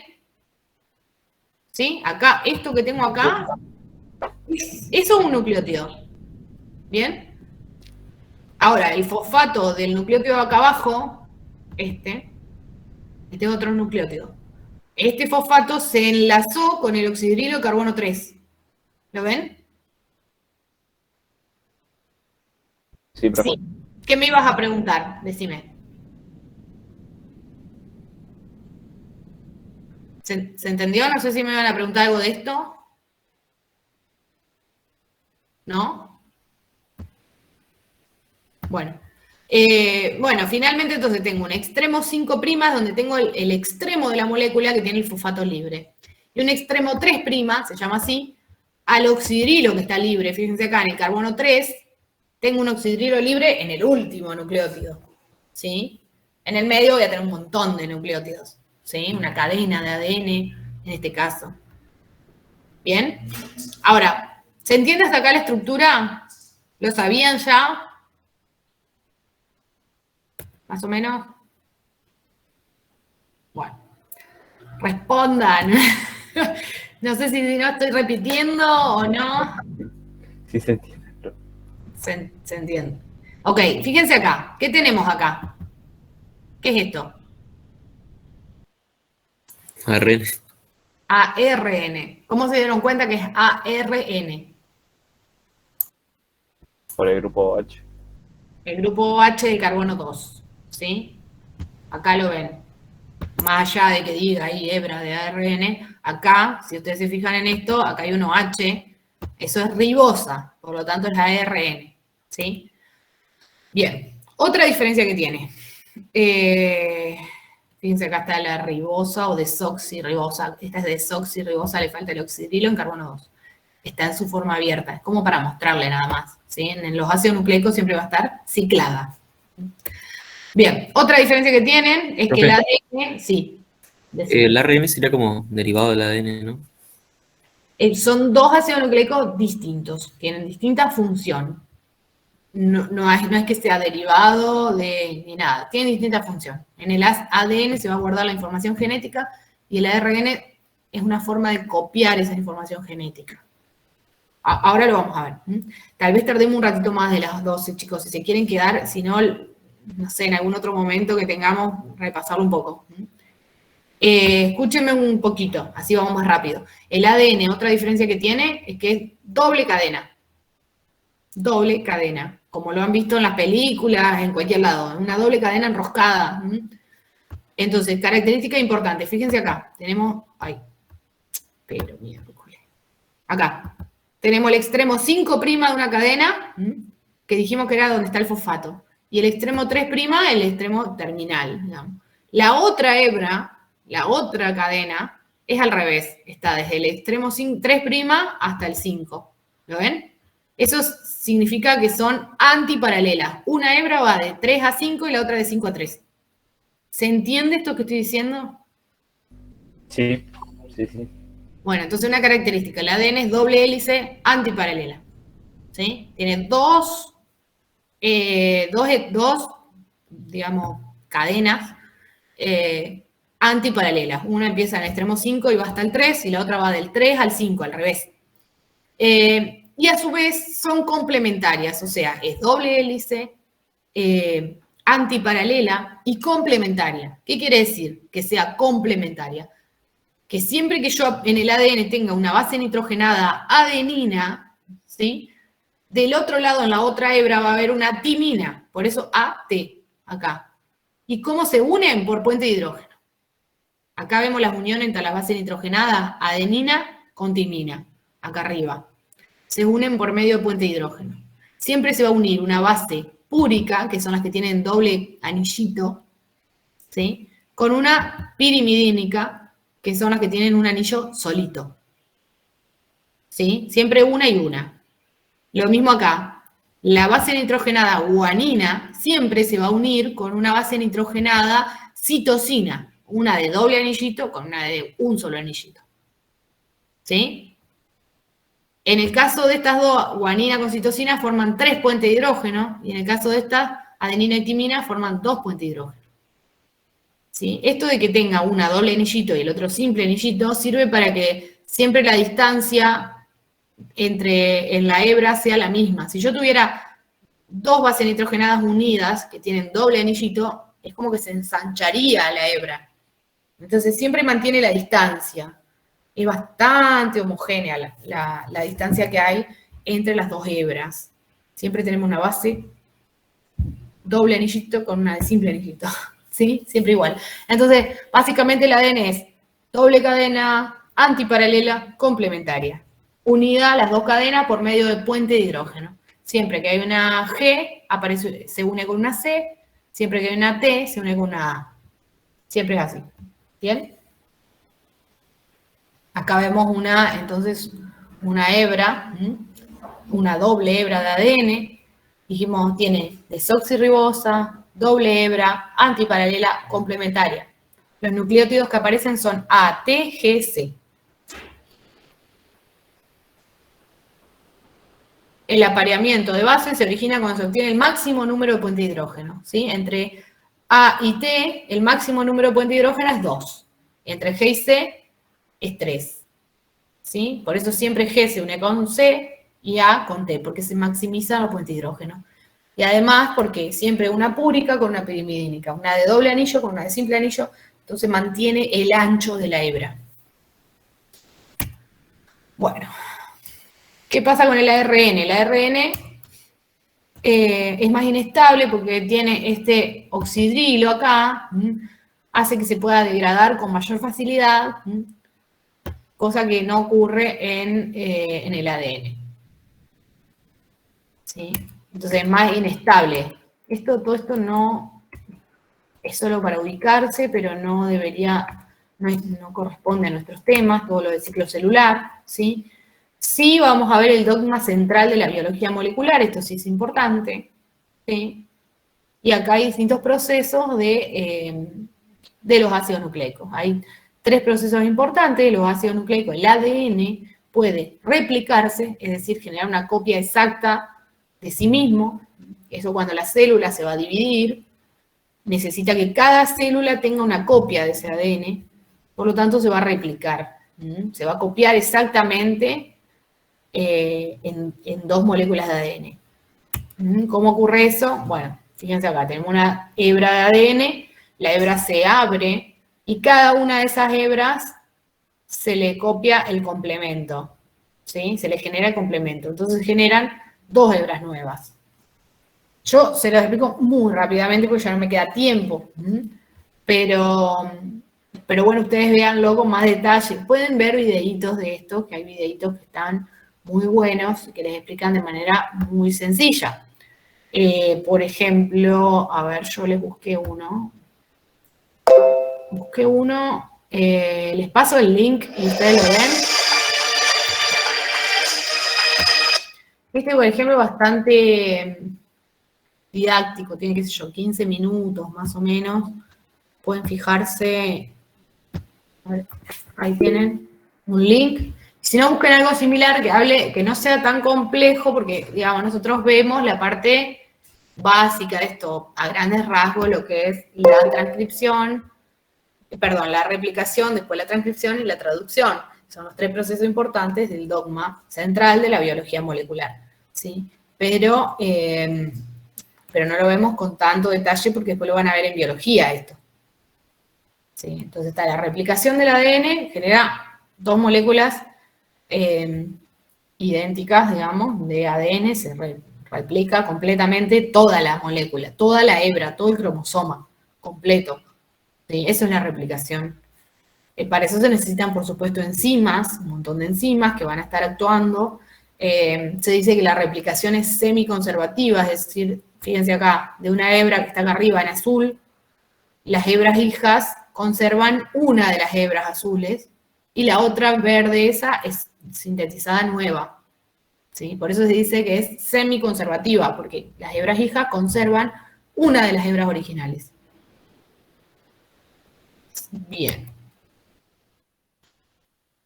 Bien, después tenemos la transcripción. ¿Alguien sabe lo que es la transcripción? No. ¿O sí? ¿Se acuerdan? ¿Lo vieron con Patricia? ¿No se forma ARN, algo así? Sí, sí, se forma ARN en la transcripción. ¿Dónde quedó? Acá. Este cuadrito lo odio, me sale todas las veces. Ahí está. En la transcripción se forma ARN copiándose, fíjense acá, este esquema. Tenemos una hebra de ADN, esa hebra de ADN se abre, muestra esa información genética que tiene, y sobre esa información genética se va copiando, se va sintetizando una hebra de ARN mensajero. Es decir, la información que está en el ADN se copia, pero no toda, solamente un pedacito del ADN se copia, un pedacito, un gen, por ejemplo, ¿sí? Entonces, ese fragmento que se copia es el que va a dar origen a una proteína. Esto es distinto a la replicación donde todo el ADN se duplica. Acá solamente se está copiando un pedacito para luego dar origen a una proteína. ¿Sí? Eso sería la transcripción. La síntesis de ARN mensajero de un gen solamente para luego fabricar una proteína. Bien, entonces se polimeriza, se genera un ARN mensajero en base a la complementariedad de bases, ¿sí?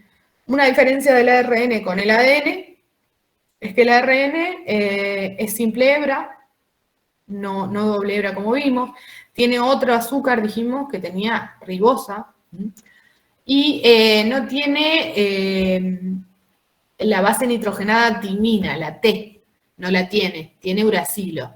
Es otra base nitrogenada distinta. Fíjense que cuando aparece, recuerden que siempre es complementaria, A con T y G con C.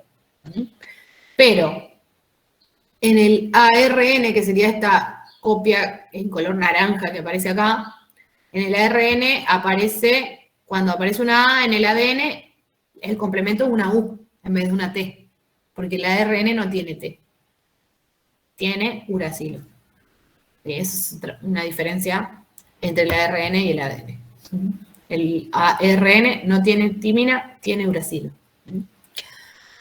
Bien. Bueno, esto con respecto a la complementariedad, cómo se genera, fíjense que esto en celeste se llama hebra molde, y esto de acá arriba, hebra codificante. No me da el tiempo para nada. Ustedes se van a quedar un ratito. ¿Quieren que hagamos algún ejercicio o se van? No puedo quedar un poco más. Bueno, porque no me da el tiempo para nada en este ratito como para resolver ejercicios y no tenía ni idea de la estructura. Entonces, nada, es muy difícil todo esto en 15 minutos. ¿Sí? Lo que podemos hacer es ir aplicándolo, a ver si me van entendiendo, como para completar este cuadro, que es algo que resume bastante. Pasa que para eso tienen que conocer el código genético. Necesito dar un poquito más de información, ¿sí?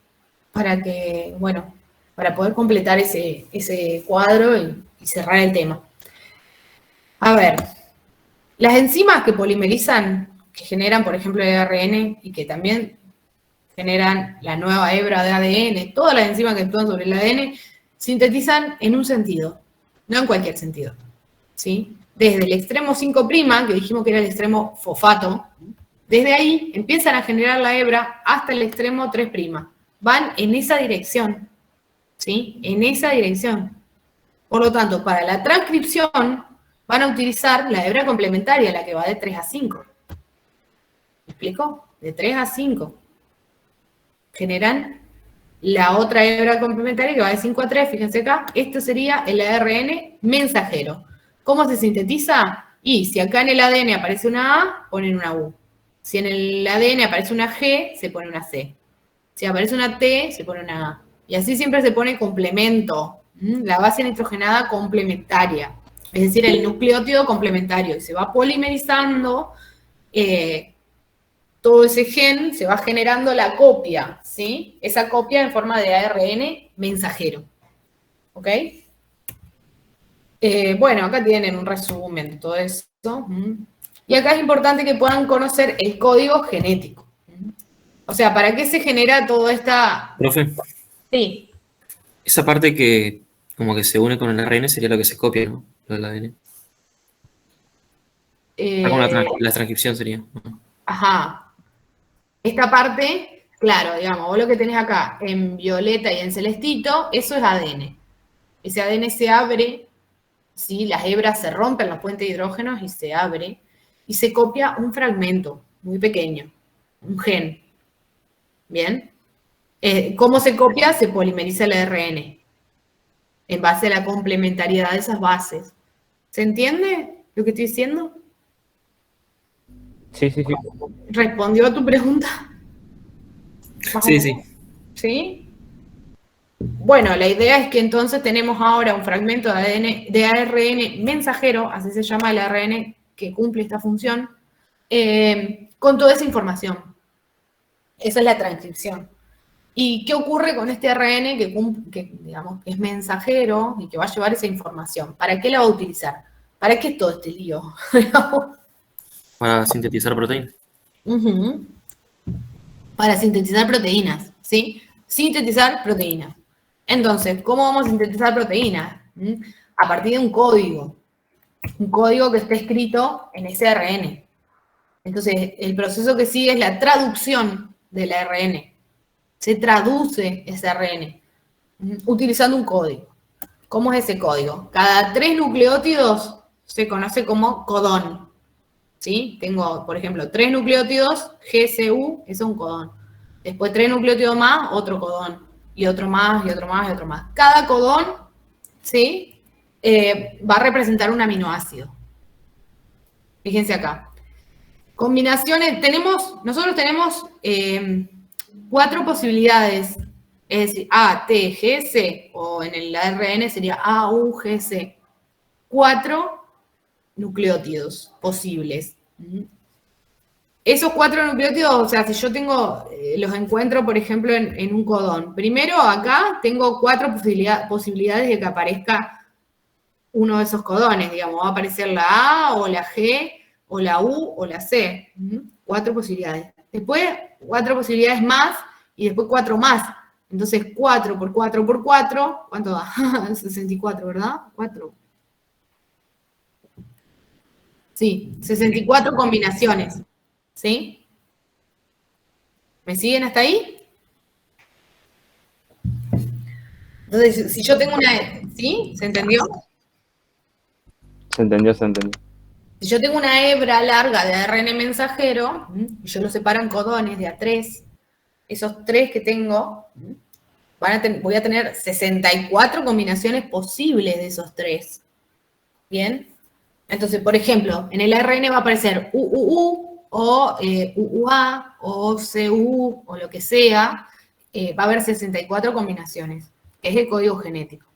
De esas 64 combinaciones, algunas combinaciones, por ejemplo, fíjense, estas 4 codifican para el aminoácido serina, ¿sí? Algunos aminoácidos están codificados por más de una combinación, ¿sí? O por ejemplo histidina tiene 2 posibilidades, CAU o CAC. Hay algunos aminoácidos que solo están codificados por un solo codón. Por ejemplo, TRP, triptofano. UGG. Solamente cuando aparezca UGG es triptofano, el aminoácido que se ubica ahí, que va a formar la proteína. Así se lee esta información. ¿Sí? Profe, Sí. entonces sería por cada base, tiene 4 posibilidades de irse con las demás. Claro, vos tenés, digamos, en un codón está formado por 3 bases nitrogenadas, seguidas, consecutivas, que aparecen en el ARN mensajero. Entonces, en cada una de esas posiciones hay 4 posibilidades. ¿Sí? En la posición número 1 tenés 4 posibilidades, en la número 2 4 posibilidades, en la 3 4 posibilidades. Entonces, el número de combinaciones que hay es 64, ¿sí? Que son todas las que aparecen acá en esta tabla. Bien, algunas de esas combinaciones codifican para un solo aminoácido. Y hay combinaciones que codifican, por ejemplo, un aminoácido está codificado, arginina, por 4 de esas combinaciones. Se dice que el código genético es degenerado, porque si vos te fijás, hay 64 combinaciones posibles de A3 bases nitrogenadas, pero solamente tenemos 20 aminoácidos. ¿Sí? Entonces, hay aminoácidos que están codificados por más de una combinación de A3. Y hay otros que solo por uno. Y hay otros que son combinaciones, por ejemplo, esta UAA, cuando aparece esta combinación de bases nitrogenadas, se corta la síntesis de proteína, porque esto se llama codón de stop. O sea, este codón, este triplete, cuando aparece la síntesis de proteína, termina. Lo mismo con este UGA y UAG. Estos 3 son codones de stop. Cuando aparecen, la síntesis de proteína se detiene. Este AUG codifica para el aminoácido metionina y también es el codón de inicio. Este da inicio a la síntesis de una proteína nueva. Y después hay todas estas combinaciones codifican para distintos aminoácidos. ¿Se entiende esto? ¿Sí? Tengo 64 posibilidades de encontrar 3 bases nitrogenadas juntitas en una secuencia de ARN, ¿sí? Pero solamente codifican para 20 aminoácidos. Por lo tanto, hay algunos aminoácidos codificados por más de una base, por más de un codón, por más de un triplete. Bien, y hay 3 tripletes, estos 3, que son de finalización de la síntesis de proteína. Eso sería el código genético, la forma de leer el ARN mensajero para generar las proteínas en el proceso de traducción. Voy a ver si acá hay un proceso de traducción. Acá. Es largo este tema, por eso. Esto en el video se veía re bien. Esperemos un cachito. Sí, si se tienen que retirar por otra clase, no se preocupen, lo retomamos. Pero bueno, si se quieren quedar, lo vemos un segundo más. Les quiero mostrar, acá creo que en el segundo 12, fíjense, acá les explica el proceso de traducción, el proceso de transcripción, todo, ¿sí? Fíjense, acá tenemos, por ejemplo... Para efectos de la transcripción, existen zonas dentro del ADN conocidas como promotor. Cada gen tiene su propio promotor. A ver, esperen, no voy a poner todo el video, pero sí les quiero mostrar, fíjense acá. Acá esto les muestra cómo se abre el ADN y se va sintetizando el ARN mensajero, copiándose esa información desde el ADN. Bien, después, una vez que se generó ese ARN mensajero sale del núcleo de la célula y se va al citoplasma. Y ahí es donde se genera la síntesis de la proteína. La síntesis de la proteína se ocurre en los ribosomas. ¿Sí? Sería la traducción, donde dijimos que vamos a utilizar este código genético. Entonces, fíjense, UAC. Bien, esperen un poquito. Agregado en el ARN mensajero en el sitio peptídico. Ahí está, eso quiero ver. Fíjense, AUG. En el código genético que yo les mostré, ¿dónde está? Acá. Vamos a buscar el código genético. AUG. Este es el codón de inicio. Ahí se inicia la síntesis de la proteína. ¿Sí? Entonces, lo primero que se va a leer es eso, el AUG. Este es el ARN mensajero, dice acá. mRNA, RNA mensajero, codón de inicio. Bien. Entonces ahí se empieza a leer esa estructura de A3 codones y se va a colocar el aminoácido que corresponda. Para eso se va a seguir este código genético y van a participar una serie de compuestos, va a participar el ARN de transferencia y el ARN ribosomal. El ARN de transferencia es este otro ARN que lo que hace es acarrear un aminoácido, unir, digamos, leer en el RNA mensajero el codón, ¿sí? Y traer el aminoácido que corresponde a ese codón, ¿sí? Y que va a dar origen a la proteína. Entonces, ¿cómo ocurre? Ocurre en un ribosoma, como vemos acá, que es una estructura que es justamente para la síntesis de la proteína. ¿Se entiende un poco lo que estoy hablando? ¿Quieren que ponga un poquito el video? A ver.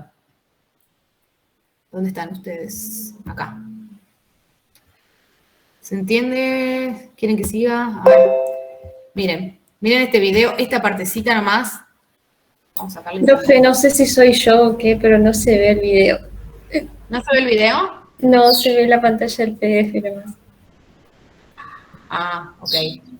Ah, chicos, sí. Sí, ya sé por qué. Ya sé por qué, porque yo puse presentar. A ver, dejar de presentar. Yo no puse presentar toda la pantalla. Ahora sí.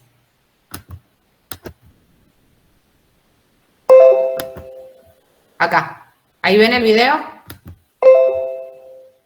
Sí, ahora sí. Ok. Bueno, acá tengo el RNA mensajero. Fíjense esto, que es importante. Ahí tengo el aminoácido. Y eso en verde sería, eso que está ahí en verde, sería el ARN de transferencia. Miren acá. Ese es el ARN de transferencia. Este es el mensajero. ¿Me ven ahí todos? ¿Se ve? Sí. Y acá esto en rojo es el aminoácido. Entonces, ahí inicia la síntesis de proteína. Se va a acercar otro RNA de transferencia, va a leer el siguiente codón. El RNA de transferencia tiene un anticodón, que es complementario. Entonces, cuando se unen los dos, si son complementarios, ahí se queda en el ribosoma. ¿Sí? Y ahí estos dos aminoácidos se van a unir y empieza la síntesis de la proteína. Fíjense, se une ese con el otro. Va medio lento esto. Ahí se forma el enlace peptídico. Y ahí viene otro, de nuevo enlace peptídico. Y así se lee toda la cadena del RNA mensajero. ¿Sí? Hasta que la síntesis termina. ¿Se vio? ¿Se entendió más o menos? Quiero que sea visual. Sí. Entonces vos tenés el ARN mensajero. Sí, que es este. Se genera el ARN de transferencia. En la célula tenemos distintos ARN de transferencia que lo que tienen es un anticodón, que es esta estructura que es complementaria al mensajero. Tiene tres bases nitrogenadas que son complementarias. Entonces, si acá aparece AUG, va a haber un complemento que es UAC en el ARN de transferencia. Y este ARN de transferencia que tenga ese complemento va a tener acá unido el aminoácido que corresponde. ¿Cuál de ellos? Fíjense. ¿Cuál va a tener unido? Esperen que busque dónde me quedé. Acá. Si tenía AUG, el ARN mensajero, el de transferencia va a tener el complemento de este AUG y también va a tener el aminoácido metionina. ¿Sí? Metionina, que es este que está acá en rojo. ¿Qué es lo que corresponde al código genético? ¿Me explico? Si, por ejemplo, en el ácido ARN aparece UUU, va a haber otro ARN de transferencia que sea complementario a esto, que va a ser AAA, porque A es complementario con U. Y va a traer el aminoácido fenilalanina, FEN. Y así se continúa la lectura. Mira, a ver, vamos a poner de nuevo. Mira, acá está justamente UUU, fíjate. El complemento es AAA, que está acá, en el ARN de transferencia, y acá el aminoácido que trae es fenilalanina. Entonces, este aminoácido se va a unir con este, entonces se va leyendo de A3 el mensajero y uniendo los aminoácidos que corresponden. Entonces, el de transferencia ya tiene el aminoácido. Claro, el de transferencia tiene un aminoácido enlazado. Luego lo deja ahí y viene otro. Y ocurre todo de nuevo. Y se va leyendo así de a 3. ¿Ven? ¿Se entiende? Por ahí quise poner esto porque sea más visual. Hasta que aparece un factor de terminación, es decir, uno de esos 3 aminoácidos que yo le dije que no son aminoácidos, perdón. 3 codones, esto, esto o esto, que son los que terminan la síntesis de la proteína. Cuando aparecen esos, la síntesis se termina. ¿Sí? Entonces, ese es el proceso de traducción.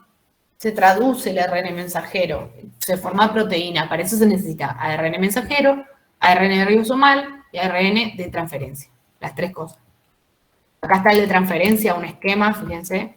Este es un esquema de lo que veíamos recién. Fíjense que tenemos un anticodón que es complementario al codón y tenemos un aminoácido enlazado. ¿Sí? ¿Se entiende? Esto lo vieron con Patricia. Profe, ¿cuál sería el ribosomal?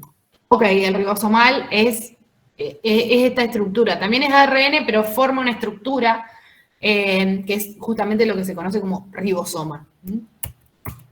A ver, esto sería el ribosoma, es donde justamente... Sería como el lugar que se... Exacto. El lugar donde ocurre la síntesis de las proteínas. Tiene los sitios donde se van a ubicar los ARN de transferencia. Acá en el medio va a ir el RNA mensajero. ¿Sí? Acá está el RNA mensajero dibujado. El sitio donde ocurre todo este proceso de síntesis. Todo esto que está acá, en este esquema, es lo que les mostré en el videíto. ¿Sí? Se acerca el RNA de transferencia, se asocia con el mensajero, el codón con anticodón, y acá tiene el aminoácido. ¿Sí? Entonces, cuando se acercan 2 y leen el RNA mensajero, y son complementarios justamente, ahí se produce el enlace peptídico y se forma da inicio a la síntesis de la proteína. Cuando esto ocurre muchas veces, porque se va leyendo este RNA mensajero, se genera la proteína. ¿Se entendió eso? ¿Se entiende más o menos? Después vean este videíto, ¿sí? Como para que les quede un poco más claro. ¿Sí? ¿Se entiende? Sí, sí, sí. Pero bueno, ¿Cómo sería una pregunta parcial? O sea, explicar... una pregunta el proceso. parcial, ok. A ver, vamos a hacer un ejercicio.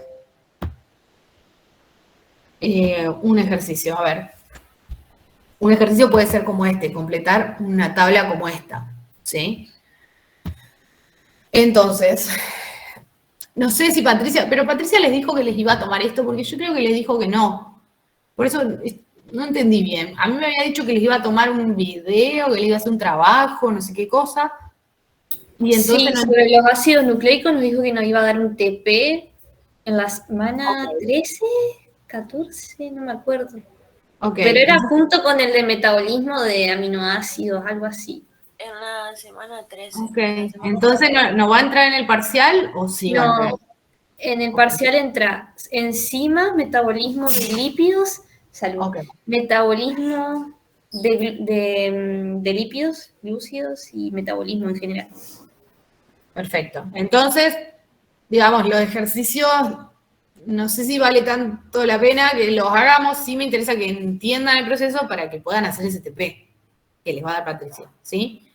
Pero, por ejemplo, generalmente en los exámenes que tomaba, algo como este cuadro, ¿sí? Algo como este cuadro en donde les hacía completar acá, por ejemplo, acá decía ADN molde. ADN molde, ¿qué significa? Es el ADN... Esperen, ¿qué busco? Acá, es la cadena,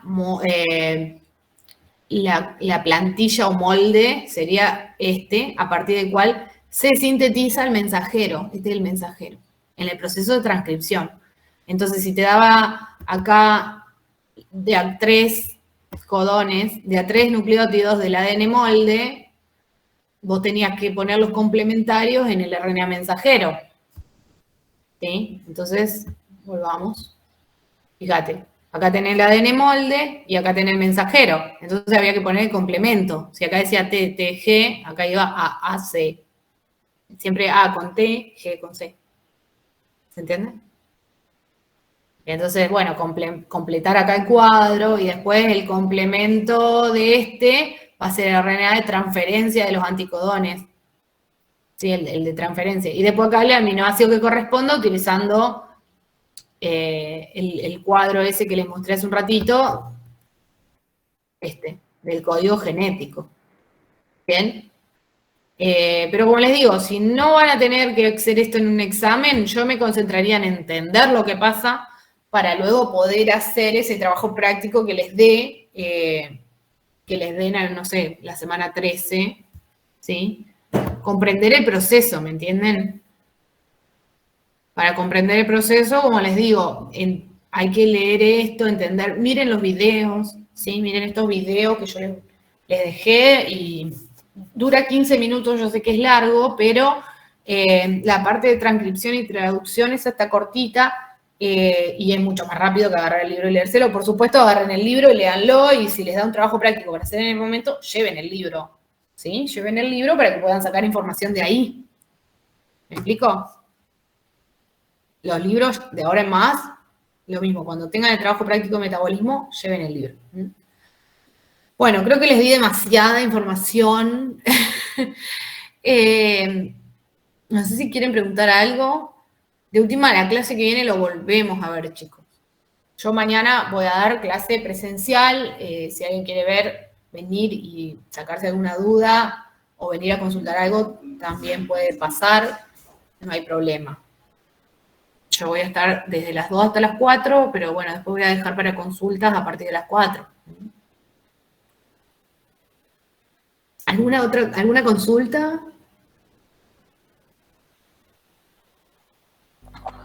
No. Nada. Bueno, si no ya terminamos, ¿sí? Me pasé un rato, pero bueno, quería por lo menos comentarle un poquito de esto que es súper largo y que tiene sus particularidades, ¿sí?